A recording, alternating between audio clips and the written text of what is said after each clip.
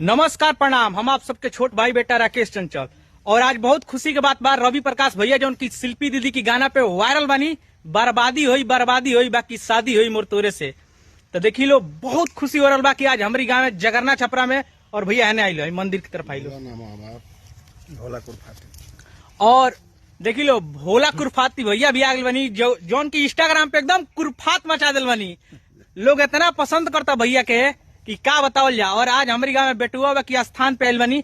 देखी लो बेटुआ के स्थान है और ए जायल में लो भैया लो और भैया लो बाबा के आशीर्वाद लेने लो और बहुत बेहतरीन रील बनाते हैं लो। और बताई हमने के खुदे क्रिएटर है जा भैया के वीडियो देख के हमने के बड़ा अच्छा लगा था। तो आप लोग से भी रिक्वेस्ट बा कि आप लोग भी वीडियो देख लो भैया के और भैया के पूरा फुल सपोर्ट करी लो। मजा आ जाता है एकदम भैया के वीडियो देख के। और ये वीडियो के शिल्पी दीदी के पास आप लोग पहुंचाओ बहुत जरूरी बा कि शिल्पी दीदी की गाना पे बर्बादी हुई वाला पे सबसे ज्यादा अगर व्यू के गइल बा तो भैया के वीडियो गइल बा। और भैया के ढेर सारा सपोर्ट बा, प्यार बा, दुलार बा। यहाँ के और ध्यान देवे के बा।